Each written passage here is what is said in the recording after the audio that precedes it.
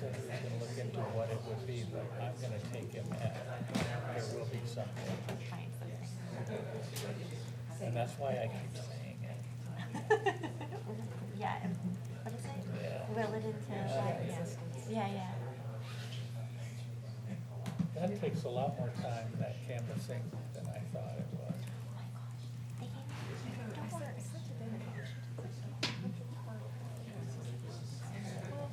That? All righty. Okay, would you please call the roll? Mr. Prithridge? Here. Ms. Ragu? Here. Ms. Franklin? Here. Ms. French? Here. Mayor Snavely? Here. We will now move to the Pledge of Allegiance. If you'd like to join us, you're welcome.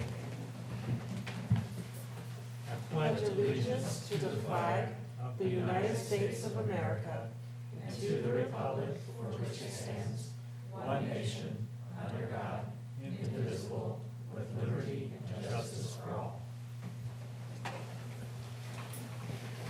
Thank you very much.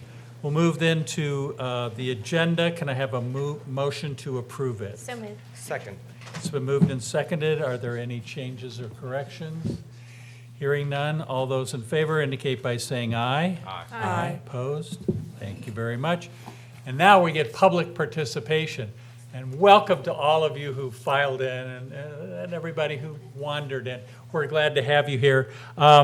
Anybody who wishes to address council about items that are not on tonight's agenda, or if they're on the consent agenda, this would be your opportunity. And so you can come up to the podium. You can, if you're wondering, can I go up? You can wave your hand and I'll tell you, yeah, come on up. And then just tell us your name and where you live, and we will give you 5 minutes because we're generous. What?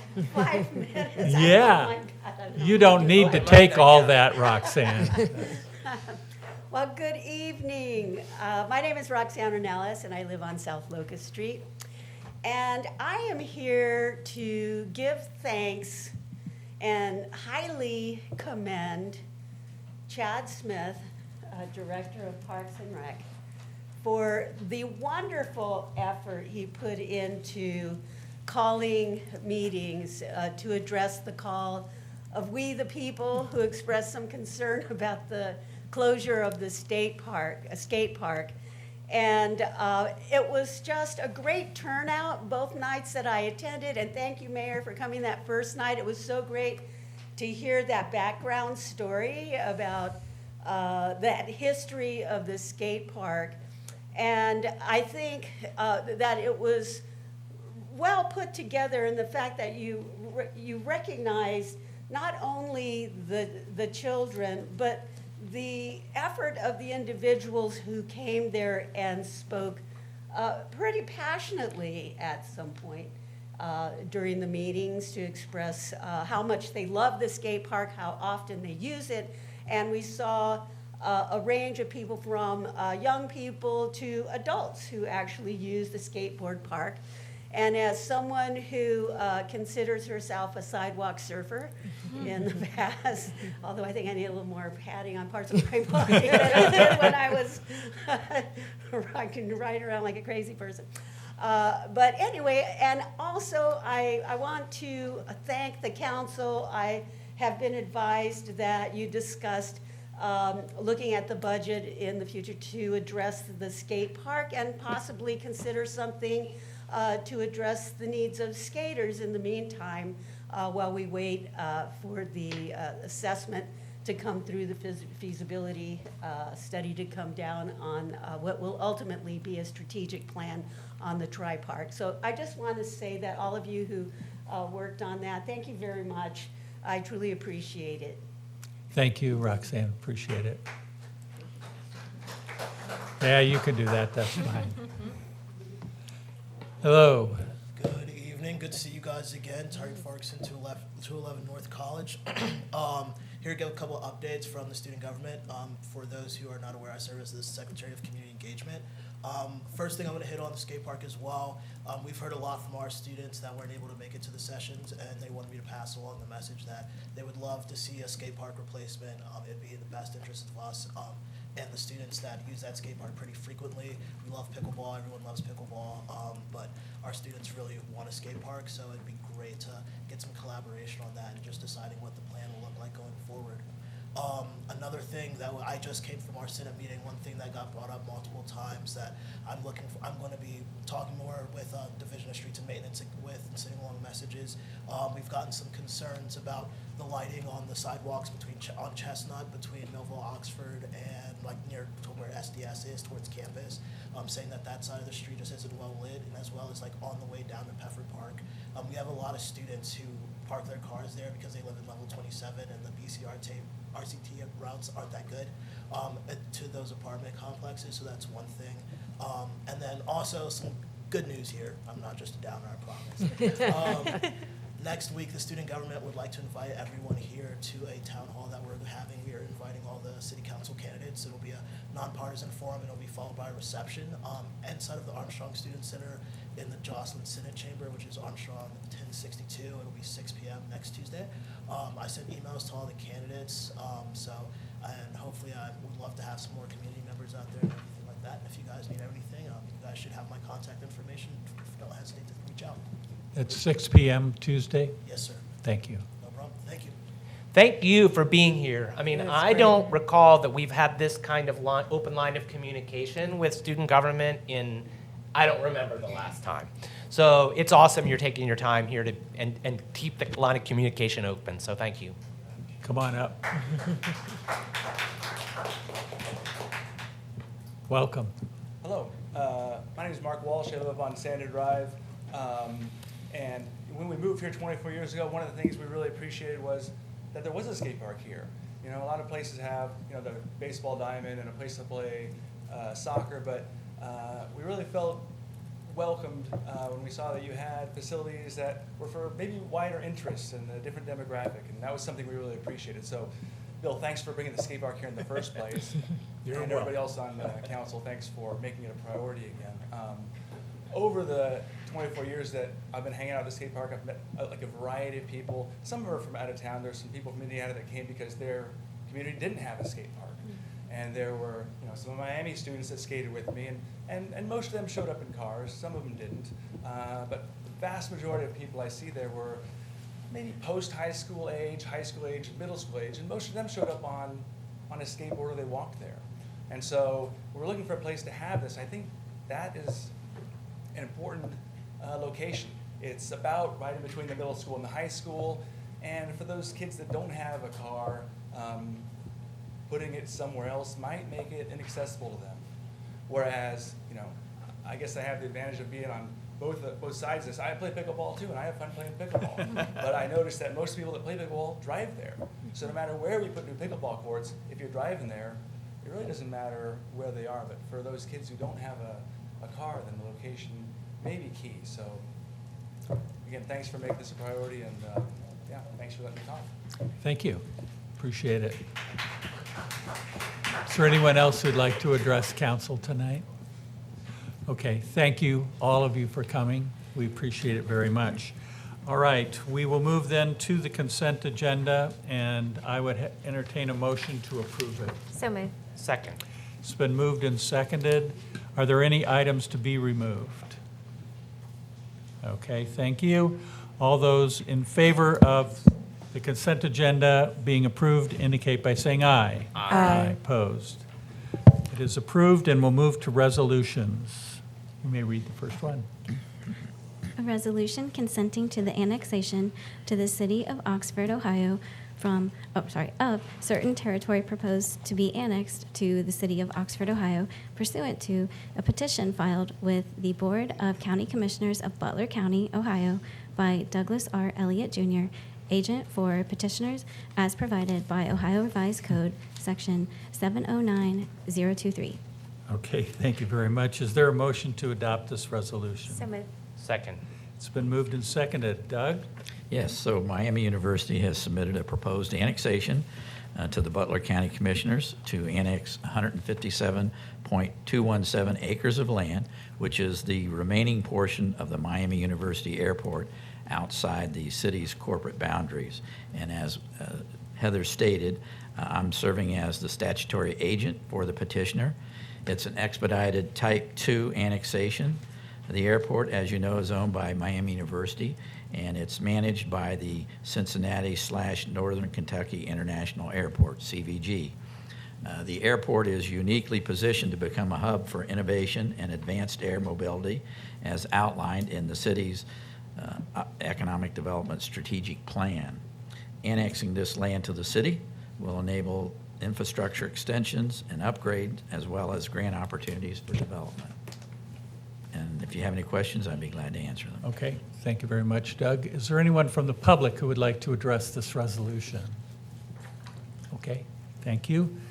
Counselors, any comments or questions?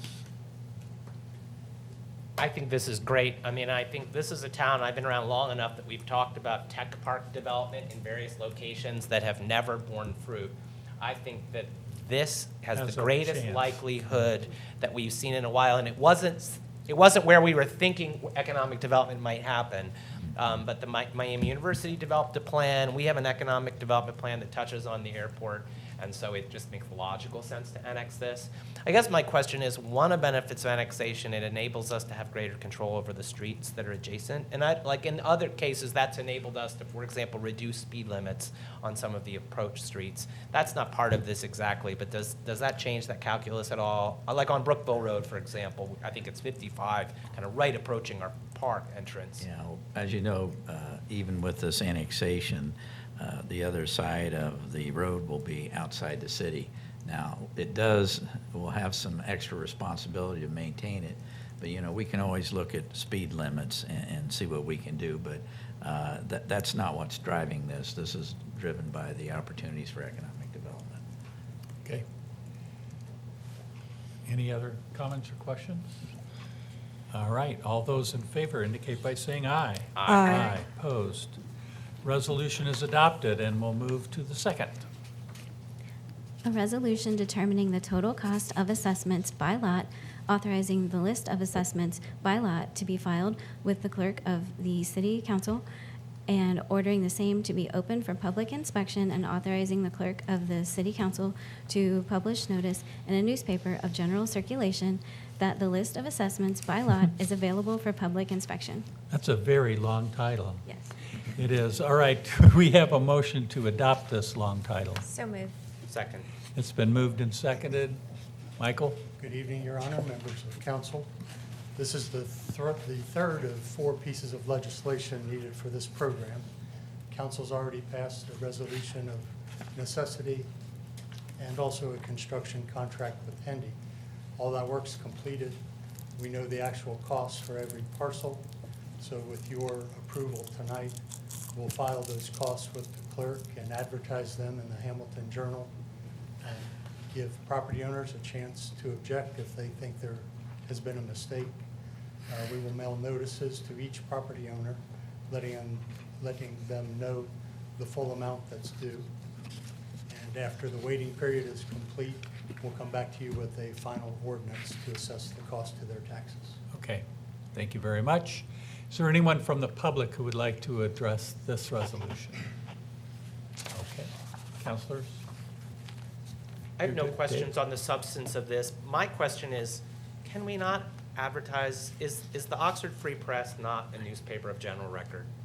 I would prefer to be doing our advertising in the community where the people are likely to read it, and I'm just not sure legally whether the Oxford Free Press is a newspaper of general circulation such that we could spend our advertising dollars there instead. I'm actually going to do both, the Journal Okay. and Oxford Free Press. Okay, great. Then you answered my question. Thank you. You're welcome. All right, I actually have another question, and I'm acknowledging very much that we are 3/4 of the way into this process for the coming year, and this is not the time to make a change. But I did have a couple of constituents ask some questions around this that I'm happy to follow up with a separate meeting, but just wanted to while they were on my brain.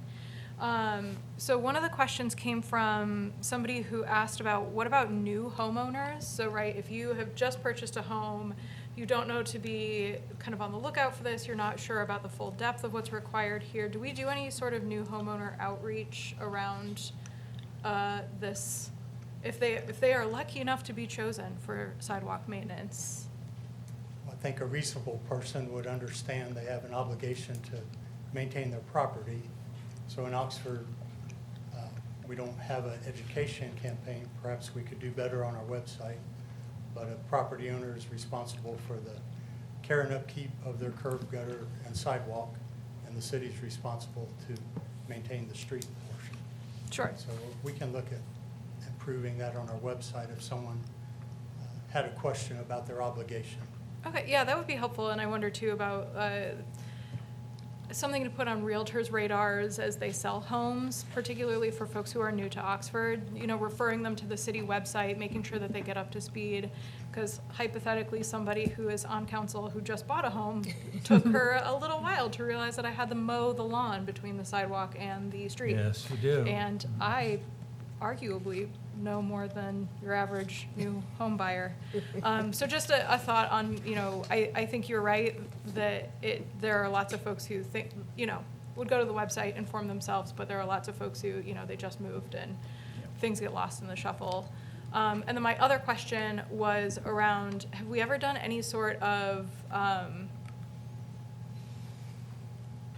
I don't know, sliding scale, or is there, I know if they go through the city, there's the price that they pay if they go through the city to do the maintenance. Do people and people can pay that back with interest over time, or is that an all-at-once payment? So we will send them an invoice and let them know the full amount due based on the contract that we obtained. Okay.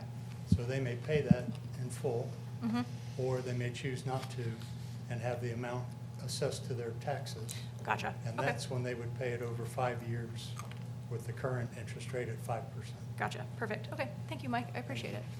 Okay. Can I just pick up on that, though? I mean, I don't want to disagree, but I think many people would buy a home and not necessarily assume that gutter would be their responsibility. And I know people have bought homes and then found out that they have to pay $15,000 for curb and gutter and sidewalk. And so I guess my question, and I'm going to ask questions because I have little remaining time to do this, it's based on pavement condition, and we kind of know a general sense of which streets are approaching nearing replacement. Like if you walked on a Ridge Avenue in recent years, you knew that it was.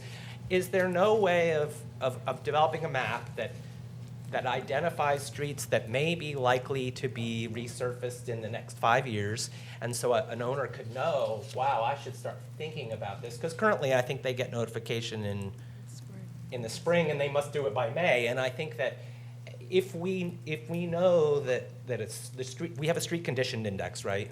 We do.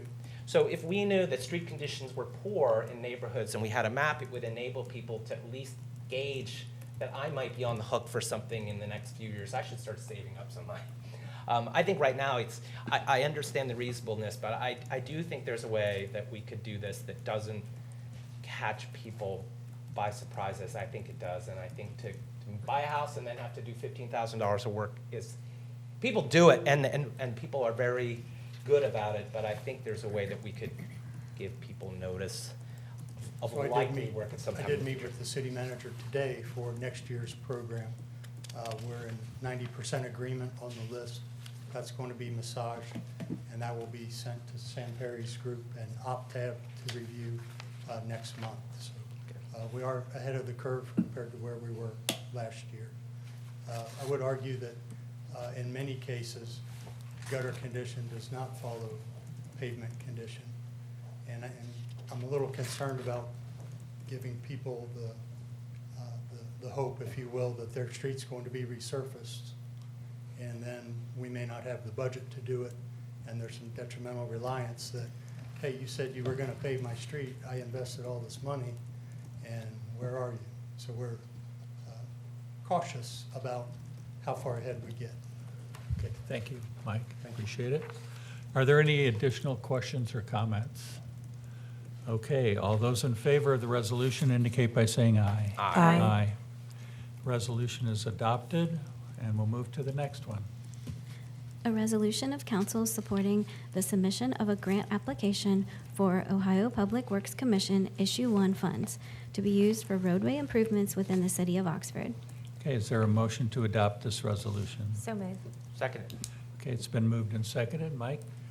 So in the past, we've used this program oftentimes for bridges and culverts substantial construction projects. In this case, we feel our best chance to be successful is with a road improvement project is where we would score the best. So we're asking your approval to apply for this. This would pay for approximately half of 1 year's typical resurfacing program. If we're successful, then that would free up the other half of that money for other capital projects that maybe would not be funded otherwise, and would also help us meet council's goal of 20% being used for pedestrian bike safety improvements. Okay, thank you very much. Is there anyone from the public who would like to address this one? Okay, thank you. Counselors? Dave? Just a thank you for the grants entrepreneurship, which we've been really seeing out of the service and engineering department. You know, I don't know if this is you or Scott or whoever, but thank you for being on top of the opportunities. Thank you. Scott Otto's done a Yeah. tremendous job along with Jessica. They've brought Really have. literally millions into the city in the last few years. And that's a huge culture change. I'm not sure that was always the case. I mean, people have always been good, but you guys are making it rain, and we get more for the tax dollar as a result. So thanks Yep, for that time. Absolutely. Thank you. Anyone else? Okay, everyone in favor indicate by saying aye. Aye. Opposed. Resolution is adopted. We'll move to D. A resolution authorizing the City of Oxford to enter into a contract with White Buffalo Incorporated for professional deer population control services. I love that title. All right, is there a motion to adopt this resolution? So moved. Second. It's been moved and seconded. Hi, Jessica. Good evening, Mr. Mayor and Council. We are here tonight to recommend a contract with White Buffalo Incorporated. Just for people who haven't been paying attention as long, just a quick summary. In January 2025, at the council retreat, councilors tasked staff with researching how to manage the deer population. We then contracted with the Senior Miami University Capstone Group to investigate a variety of approaches and research best practices. At the same time, staff, we did a lot of extensive research ourselves and attended a lot of training. So we recommend entering into a contract with White Buffalo, a nationally recognized organization specializing in urban and suburban deer management. They have extensive experience in conducting professional, science-based deer control programs. Because natural predators are absent in the area, deer herds have expanded beyond the local ecosystem can sustain. And this overpopulation may cause several issues, including overgrazing and an impact on biodiversity, vehicle deer crashes, and possible increase in tick-borne diseases. To understand the full scope and scale of this population issue, we will be conducting a deer population survey in November 2025, and this will help us determine the number of deer that we want to have per square mile, and then how many might need to be culled to establish that goal. Once we have that survey, we will apply for a permit through the ODNR Division of Wildlife and we also have to turn in a deer management plan. So staff are working on that plan right now. White Buffalo will assist us with this permit process, and ODNR requires that before allowing per professional population control program, that we have a local deer management program as well. And so we do have a local hunting program, and we've made several improvements to that this year. But despite those improvements, we believe that it's time to implement a professional population control. The use of trained professionals employing culling techniques outside the recreational hunting methods can reduce the local hunting population in greater numbers. This is especially important in challenging suburban environments. The contract with White Buffalo is up to 100 deer. However, the final goal may be less depending on the survey results. The reason we're bringing this to you now, though, is we need to get on the schedule for winter of 26. White Buffalo employs professional biologists who will cull deer using the American Veterinary and Medical Association stringent guidelines for humane euthanasia of animals. The safety of residents is the top priority, and their team will visit Oxford this fall to select locations and determine where the hunting will take place. The cost of this program is up to $49,984 and includes a pre-site visit and up to 100 deer culled by trained professionals. There will be additional city cost of up to $140 per deer for processing the harvested deer, which will then be donated to a local pantry. We intend to work with interested residents for people who might want a harvested deer themselves, and then they can be responsible for the processing cost. But anything left, we'll process and donate to TOPS. Any residents who are interested in learning more or volunteering their land for this program may sign up at the Deer City's Deer Management page. Okay, I'm happy to answer any questions. thank you very much. Is there anyone from the public who would like to address this resolution? Okay, thank you. We've had a lot of discussion about it in the public, and we've had a lot of people writing to us about it, and so it's good to see us come to fruition. Any comments or questions on this from council? If I may, and Sure. you know, obviously, where I see something that the city can be doing better, I'm going to try to point out that. I think that's part of why people like me, so sometimes I can come across as critical. I want to highlight this as a case where councilors representing the people said to city staff, hey, we have a problem. It's a novel problem that we've never dealt with before. This is not part of the standard operating of the city of Oxford. Initially, like I know, if I'm a city manager, I might be like, is this another thing on my plate? I don't really want something else on my plate. And so not anxious to take it on, but recognize where there's a problem in the community that only the municipality can solve. You know, that was like, and if you're a property owner, you know how frustrating it is to see the deer and the damage to your property and the car accidents I nearly see in front of my house on a daily basis, and I can't do anything about it as a citizen because I can't hunt a deer in my backyard.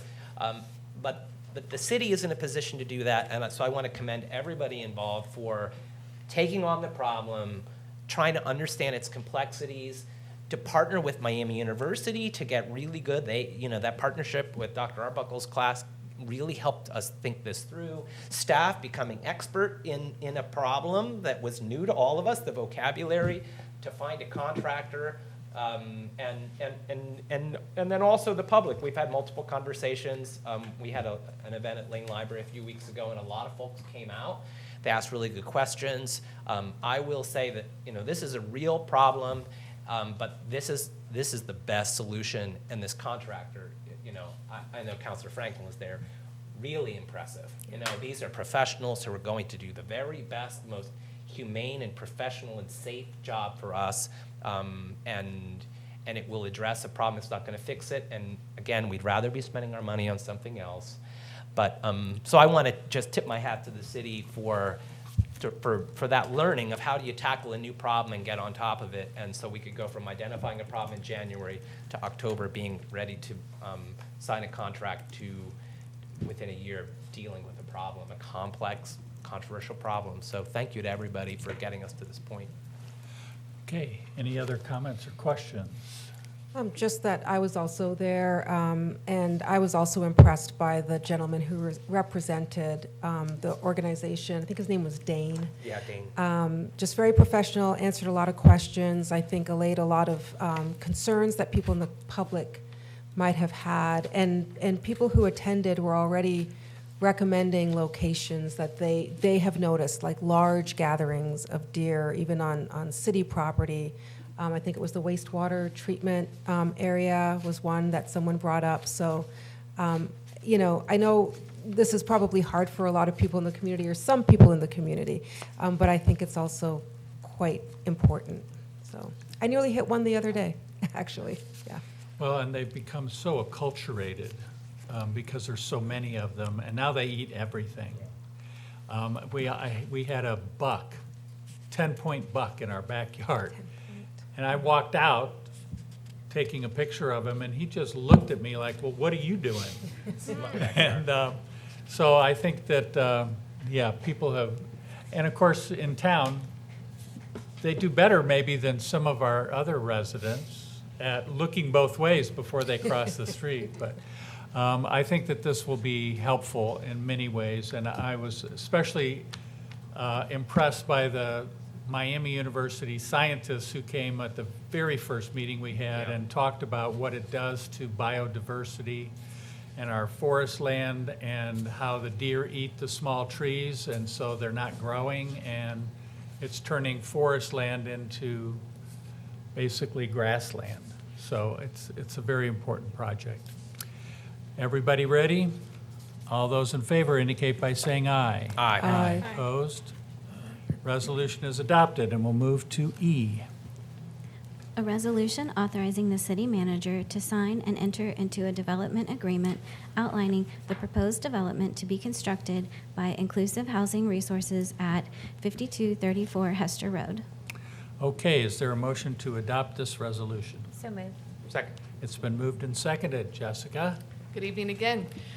This is another long-term project we've been working on. In 2023, the Oxford Comprehensive Plan has a goal of housing for everyone and an objective to ensure housing affordability and attainability for all income levels. To assist with this goal, the city used American Rescue Plan funds to purchase 5234 Hester Road for the purpose of affordable housing development. In January 2025, the Housing Advisory Commission published a request for proposals for affordable housing development for the Hester Road property, and we received 4 proposals. After review and scoring, the Housing Advisory Commission made the recommendation to advance the proposals submitted by Inclusive Housing Resources and Empower Me Living. And you guys adopted that recommendation in May 2025. For the past several months, we've been working on a development agreement. I have to say thank you to Jordan, who dove in and really did a great job for the city in drafting a development agreement. And in that process, it became apparent that we needed a lead developer. It was really hard to share responsibility between two. So following discussions between Inclusive Housing Resources and Empower Me Living entities, the Inclusive Housing Resources was designated as the primary partner due to their past development experience. Both partners will continue to be involved in the project and public facing and work together, but for the legal purposes of this developmental agreement, Inclusive Housing Resources will be the primary point of contact. The development agreement is outlined in Exhibit A, but just for a reminder to everyone, the goal is to have 16 units of neuro-inclusive micro houses. They will be up to 700 square feet. They will have 3 years to construct this, but they also have 3 opportunities to extend it, so 6 years total, just knowing that development is hard. Inclusive Housing Resources will be the homeowner association manager. They will be the screener for affordability. The affordability is deed restricted, and this development agreement has a lot of protections in case things would go sideways, that the city is protected. So I'm really happy to bring this forward to you today. I have both Empower Me Living and Inclusive Housing Resources here if you have questions, as well as Jordan, who's like the super expert, but also Glad Oh, to have answer any Jordan here. questions. Thank you. Okay, thank you. Is there anyone from the public who would like to address this resolution? Okay, this has been a long time coming, and it's something that is very important to council, and I think is very important to the people of Oxford that we have affordable housing. And I think the renderings that were provided for us look really good, and it looks like a really nice proposal, and I hope it works well for you. Other comments from council? Just to thank you, if you look at an agreement, development agreement, it's like, wow, there are a lot of details of anticipating Yep. potential problems. I mean, from talking to the applicants here, and that everybody was trying to get to yes, but the city has to be careful.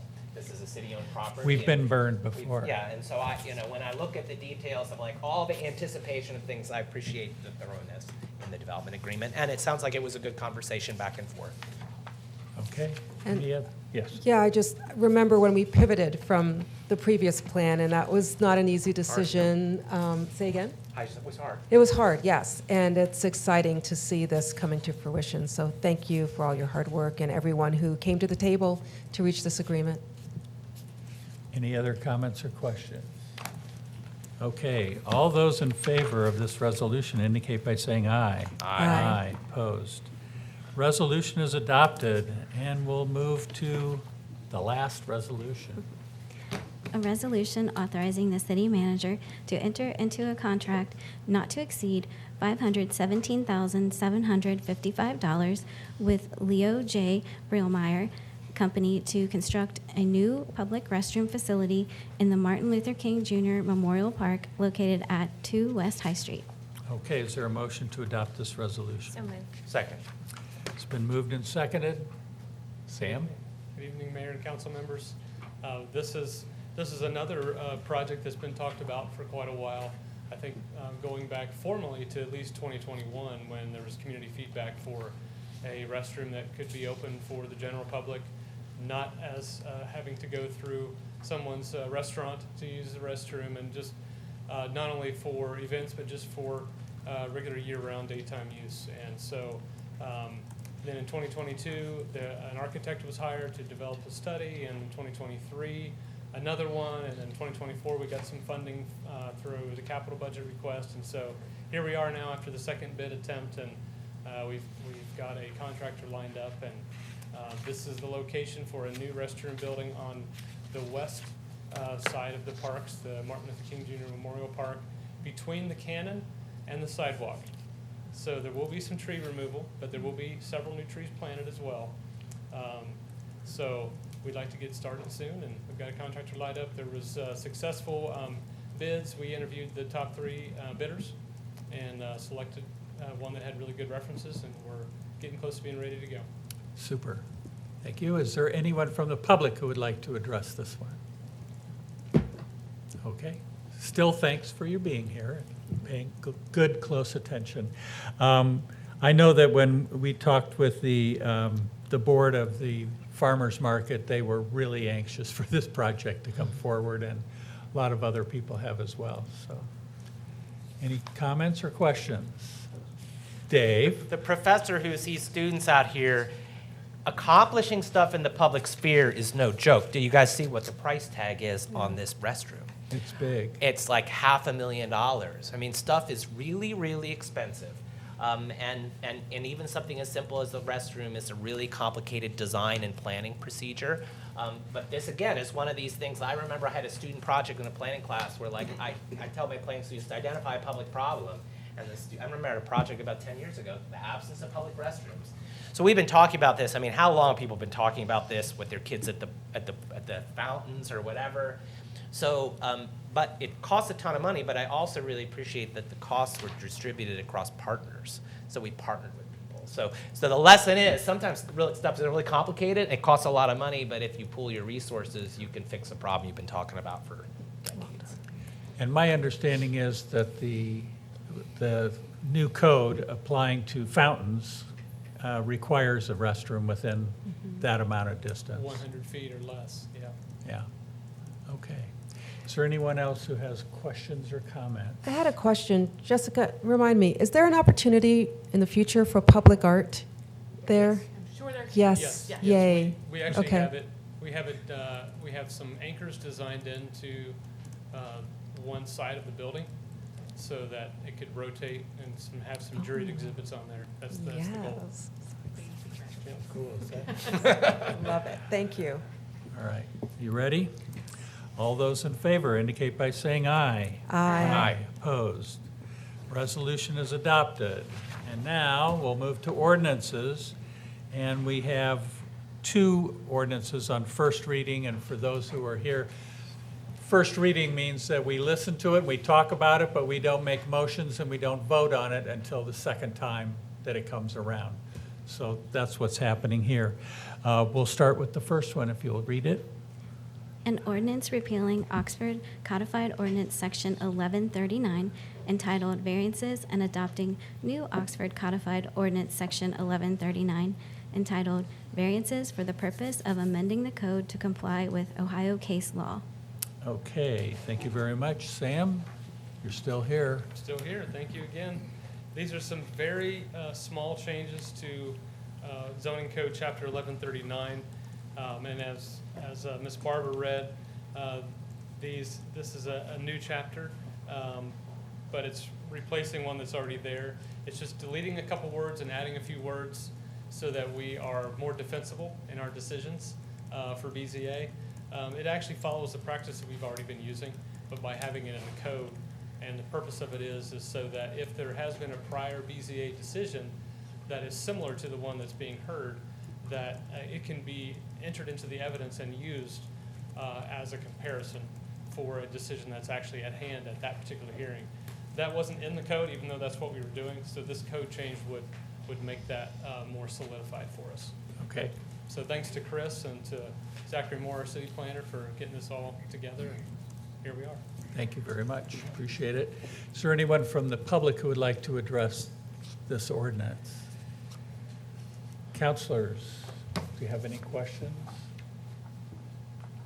I do want to chime in on this because I think the changes are not just I think they're substantive, and in part because some of the language in there of the striking unreasonable and the inequitable and substantial justice, I think that's language straight from that Duncan case, which is actually a much better way of thinking about a variance. Like a variance is about that the strict application of the law would be unfair to a person because of circumstances, and unreasonable, like what's unreasonable? But I think that word inequitable may help the BZA think through in a more rigorous way, in addition to the criteria, because it's not just, is it inconvenient, is it unfair? So anyway, I think this is good. It's more than just I think it's hitting a couple different things, and I think it makes it align better with that original case. And I think strengthens the BZA process, which we sometimes felt like was a little loose.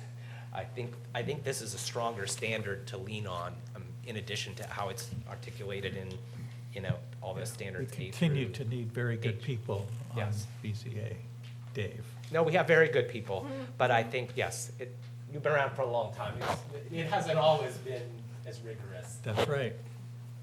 And these standards don't necessarily help the rigor, because it can be kind of, anyway. All right. Any other comments or questions? Okay, thank you. We'll go to number 2. An ordinance by Oxford City Council authorizing the city manager to enter into an agreement with Duke Energy Corporation for the sale of .84 acres of city-owned land located on Millville Oxford Road, Butler County, parcel ID number H4100000010, and declaring the property surplus. Okay, thank you very much. And we've got Michael. Good evening again. When we constructed the widening of South 27 years ago, we acquired this parcel. We paid $110,000 for it. It's south of Chestnut Street, abutting Collins Run. Much of this parcel is floodplain and would be very difficult to develop. By chance, Duke Energy has maxed out their other properties further south on 27, and they need a spot of land for a small equipment trailer to run their fiber network. So they have offered $120,000 to the city to buy this parcel. So we support that, and we would recoup our costs, and there would be a small aggregate covered equipment trailer that would be landscaped around it, and I think hardly noticeable to the public. Okay, Be glad to answer any questions. thank you very much. Is there anyone from the public who would like to address this ordinance? Okay, counselors? Pretty standard stuff. Okay, and again, these will both come back before us at our next meeting, where we'll have motions, seconds, and more discussion if needed. We'll move now to second reading. You may read that one. An ordinance amending ordinance number 3783, supplemental budget ordinance number 6, to make supplemental appropriations for fiscal year 2025. Okay, and I need a motion to adopt it. So moved. Seconded. It's been moved and seconded. Heidi? Good evening. There was one change to the second reading, and that was to make adjustments to the appropriation to fund the deer management program that was passed by resolution tonight. In the Okay, amount of $62,729. all right, thank you very much. Is there anyone from the public who would like to address this ordinance? Okay, thank you. Counselors have any questions or comments?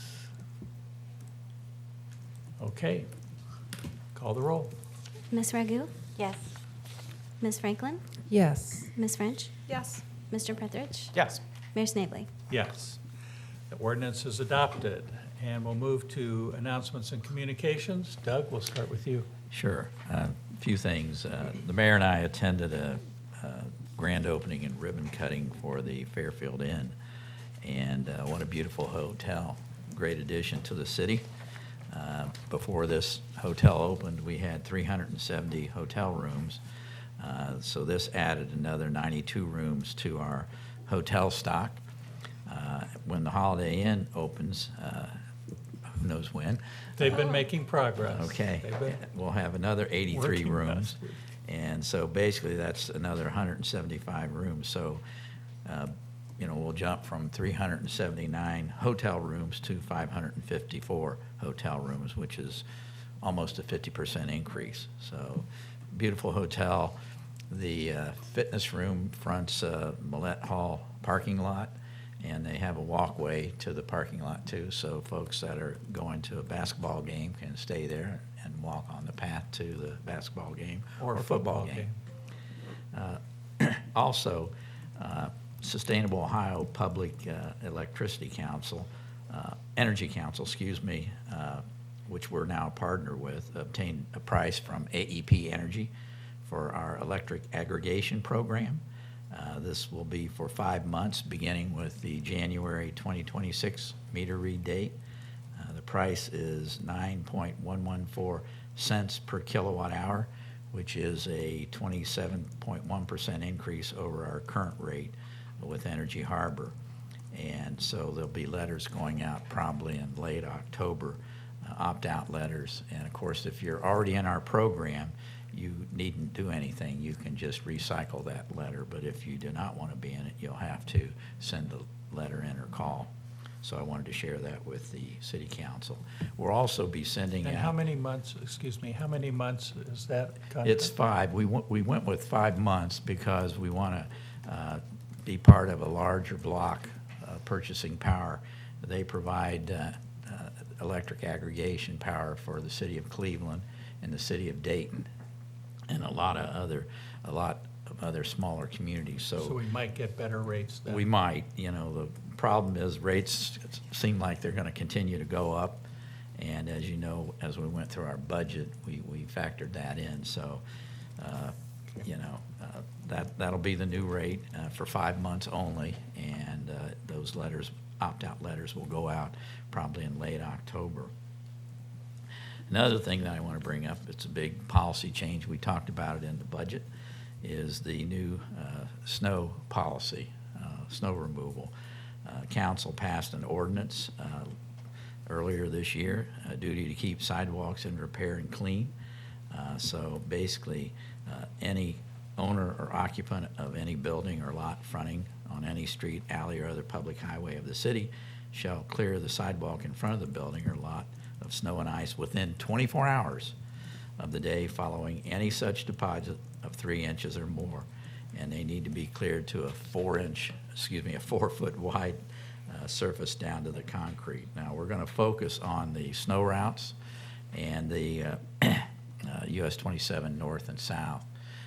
So letters will be going out notifying those property owners that are on the snow routes and the US 27 north and south, notifying them of this responsibility. If they do not remove the snow, we'll remove it either with city forces or contractor, and we'll be adding an administrative fee, and then they'll be billed that. Any unpaid charges then will be assessed to their property tax bill. So letter will go out. We just wanted to make sure the public's aware of this. It's on our newsletter. It's also on our website. And as I said at the budget hearing, or budget work session, it's over 900 parcels that we're dealing with on the snow routes in US 27 north and south. So big policy change, a lot of work for staff on this, and involving a lot of departments. And that's all I have this evening. Thank you, Okay. Your Honor. Thank you, Doug. Mike? Nothing tonight, thanks. Chief Jones? Okay. Heidi? Chief Deathridge? Okay. Chad? Mayor, councilors, just thought I'd take the opportunity to thank Doug, my colleagues here at the city, and all of you for the patience, the understanding, and the support as I navigated the objective decision to close the skate park. So obviously, it's been well documented that wasn't an easy decision. It was a decision that was made based on safety and budget, and it was an objective decision. But just wanted to say I appreciate the support and understanding as we navigated that. I'm 5 months into my tenure here, and my charge is to get Oxford an exceptional park system, and there'll be times when things are bumpy like this. But it's good to know the support we have, and also good to know the advocates we've gained through this process. And so there's certainly messages, that have been received that, the messaging could have been different. And now we know as we move forward, there's going to be opportunity for more public input, and as we make more changes and more improvements,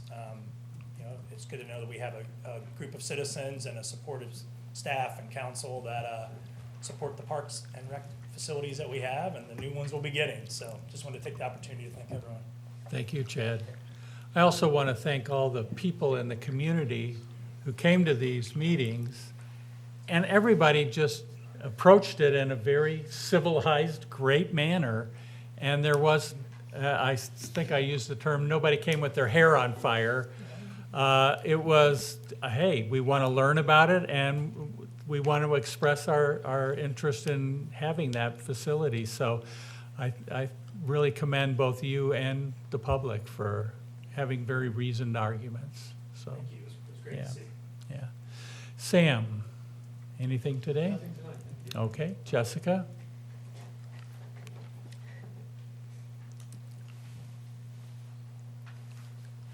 Just a few updates from behind the scenes that you may not be aware of. If you remember, we had a big work session on alley beautification and trash and all this kind of stuff.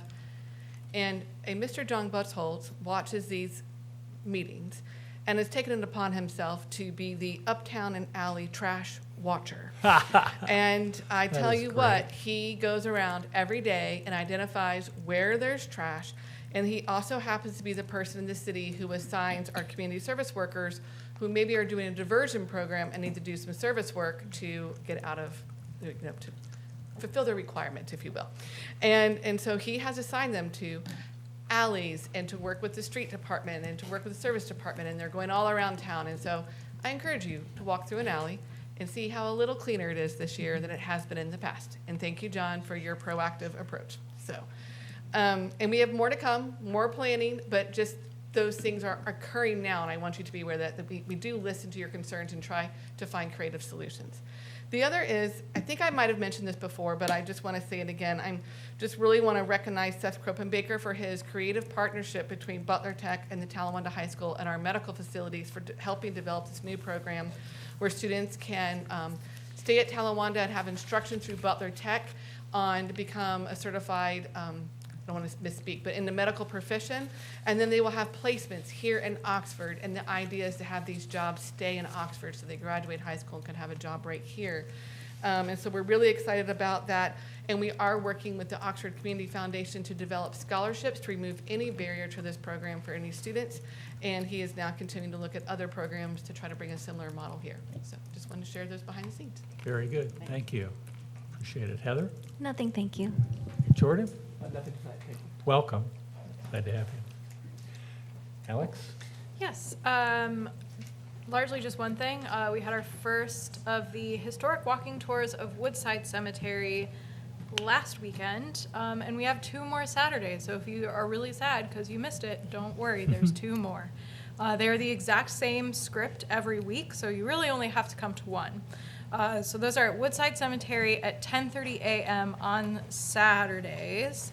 And this year we are doing a theme of Black Oxford residents throughout history. There have been some really interesting folks. We've got veterans, we've got founding families of Oxford. It's every year I'm really struck by the vastly interesting lives Oxfordians have lived over the years. And really interesting to learn about Oxford Cemetery, which is on US 27, versus Woodside Cemetery, which is on Chestnut Street. So we throw in a little cemetery history in there as well. So if you were looking for a fun educational opportunity during this October season, we encourage you to check out those cemetery tours. And that's it. Thank you very much. And thank you for heading all that up. Of course. Yeah, makes a difference. Thank you. I had a question and a couple comments. Do you know how much the electricity rate would have been if we were still with Energy Harbor? No, because we didn't get pricing from them. Okay. We joined SOPEC. Because that's not public, right? That's all like negotiated information, right? Like in between the client and the company? Well, when we had our own electric aggregation program, we got rates from, 3 or 4 utilities, but SOPEC gets rates only from AEP. Okay, just curious, because I know whenever we were talking about it, I know the energy prices are going to go up anyway, so I Yeah. could imagine that would be a question as far as like whenever we joined and we switched. Yeah. Still cheaper than Duke. Yeah, it's still cheaper than the price to compare. And then also, residents can still get on the PUCO apples to apples comparison and check to see if there's a better rate. Now this is a green rate that we have, and so that'll be slightly more than fossil fuel rate. We decided to join SOPEC, and for other reasons besides just the electric aggregation program. They have some grants and provide some other programs for us. And then the other two comments are on the animal front. As far as for animal overpopulation, we're doing another round of TNR, which is trap, neuter, release, at the clinic with all volunteers from Miami with the pre-vet students and 9 OSU vet students driving down from Columbus and a bunch of doctors. So we're excited to have another 20 cats that will no longer be procreating on our streets. And then the other thing is that we found a new invasive tick, unfortunately, in our, so looking at it off the patient, I was like, this looks different. So it's a new tick that came to the United States in 2017 and hasn't been reported actually in Southwest Ohio at all, but it's definitely there. It's just people haven't reported it. Very devastating towards cattle. Farmers need to be aware that it's in our area, and then people, it can spread diseases, and the dogs, it can spread diseases. So use your tick prevention, and they can be really tiny. It can be this like a speck of pepper. So that's that. Boy, on that cheerful note. Yeah. Amber? I'm excited about the possibility of more public art, perhaps on the skate park, whenever the new skate park is built, to maybe involve the community and the people who skate there and have them have input in the kind of art that might show up there, just planting seeds for the future. And I also want to talk about the snow removal, that it's also a good opportunity for neighbors to look out for other neighbors and to help each other out. I know many of us do that, and it's an opportunity to just support one another. So if we start getting snow, and you have a little more energy and a little more time to help clear the snow for a neighbor who might not be able to do it for themselves or might take a little longer, I encourage us to do that as a community as well. Thank you. All right, I want to thank everybody on staff who helped prepare for the budget session that we had last night on the operating budget. I want to just kind of, those people in the public, if anybody's listening, I mean, it's kind of interesting because among the things that we do on council, one of the things we kind of supervise the budgetary process. The city manager prepares the budget, but we ultimately vote on it. And it's a lot of money. It's a lot of taxpayer dollars. Our current operating budget is, like 16 million, something like almost $15 million in expenditures for 2016, and we have something like almost $18 million in capital budgets. And that's just the general fund. That's just the general fund. So I'm not a great person at numbers, but as a city councilor, I try to pay attention to the budgets. What I note is that while people come out for lots of issues, no one ever comes out to our budget work sessions from the public. I think you had relatives or friends. I had 2 friends. You have there friends who last came night. out to support We had 2 Alec. But they didn't know that I was on council until I saw them there. Okay, so all right. They are public They citizens. came for their own reasons. Came for their own They reasons. came for their own reasons, which is good. I guess what I'm saying, though, is that I'm not necessarily a budget person. It's a lot of spreadsheets. But I encourage people in the public to pay attention to the budgets. We try to do our due diligence to scan them and see if anything jumps out at us and ask questions. But, you know, I guess I would invite people, and I think currently the best way to locate them as our attachments to the minutes of those. Like if you go into whatever our system's not Granicus anymore, like if you go and there's a work session from last night and you can download the operating budget. If you go to September 8th when we had the work session, you can download the operating budget. We've not yet voted on it, and it will be voted on in 2 readings. I'm not sure anybody in the public has ever commented to me on the budget, but just so you know, that's where you can look. So if you have questions or have suggestions, they are public documents and we will be voting on them. Speaking of things that are a lot of money, and this is just an update from my, you know, as many of us, we have 1 foot on campus and 1 foot off. One thing we have not been talking about in Oxford on city council since maybe last December is probably one of the largest capital projects to happen on Miami's campus that potentially has significant off-campus impacts, and that's the Arena District. I think many of us, because there was a committee formed that identified a location as Cookfield, the assumption is, well, the decision is made. The university has, and the Board of Trustees has not yet made any final decisions because just like for them as with us, things cost a lot of money. And I think the university is trying to understand what it will take to build what they want to build and how much it would cost and what things need to be traded off.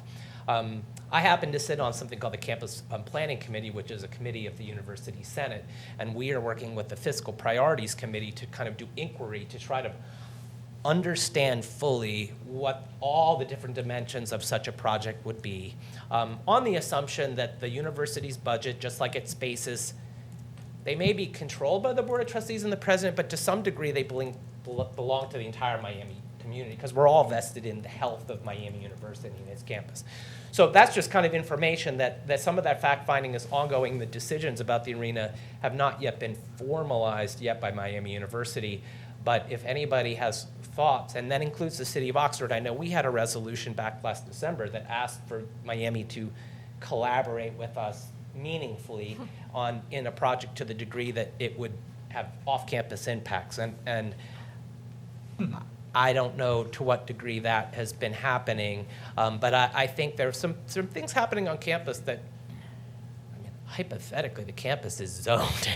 You know, we have zoning on the campus. Our zoning applies to Cookfield. They are proposing to demolish structures elsewhere on campus that are part of a city historic district. I think we on council and the city need to decide, as this process is moving forward, what voice we want to have in it, if at all, because I think it's one of those things. My impression is that if we want to have a voice in shaping the project from a community standpoint, we're going to have to kind of assert that voice because we won't be asked for our opinions. But I think it's a really significant project that, again, it's not a done deal yet, and I think that if the community wants to understand what's happening and what the choices are, now's the time to try to understand it. So with that, I'll stop. Okay, thank you. Today, I want to just recognize former member of our council. He was a vice mayor. He served on our planning commission. And he was a good guy and a good friend to a lot of us. And he was married to Prue Zimmerman Dana, who passed just a matter of months ago. And Steve has left us, and I think there's a hole. And he was a good friend, and he was somebody who cared a lot about this community, and I would appreciate a moment of silence.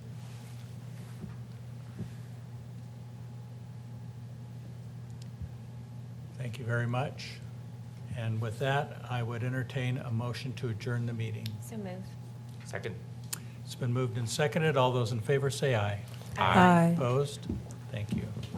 I forgot to mention that Fairfield Alex, kept, they're still an aggregator, they got pricing, and their pricing is 9.39 cents per kilowatt hour. So the price we got from AEP is 9.114, so still less, so.